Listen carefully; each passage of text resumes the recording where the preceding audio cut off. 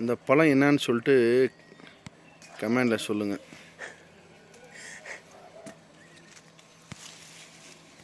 மக்கள் இங்கே பாருங்கள், இந்த மாதிரியான பழங்கள் அங்கே பாருங்கள், பிச்சீஸ் நல்ல பெருசு பெருசாக. பின்ன இங்கே பாருங்கள், இது என்ன என்ன ஆப்பிள் சொல்லுவாங்க இதுக்கு, ராம் சீதாப்பழம்க்கு இங்கிலீஷில் என்ன சொல்லுவாங்க, ராம்ஃபல். அதோடைய மரம் இருக்குது, அதுலேயும் பழங்கள் இருக்குது. இயற்கையாக எப்படி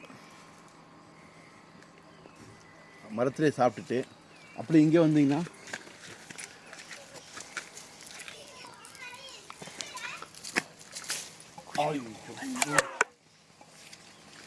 கையில் எட்டுற தூரத்துக்கு இருக்குது. இதுக்கு பிச்சீஸ்ன்னு சொல்லுவாங்க. பீச்சீஸ் சோப்பு தயாரிப்பாங்க நிறைய.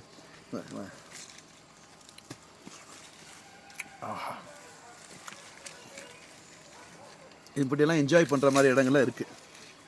நம்ம பேஜை ஃபாலோ பண்ணுங்கள், லைக் பண்ணுங்கள், ஷேர் பண்ணுங்கள். எங்கள் கூட இப்படி பழங்கள்லாம் சாப்பிட்றதுக்கு ட்ரை பண்ணுங்கள்.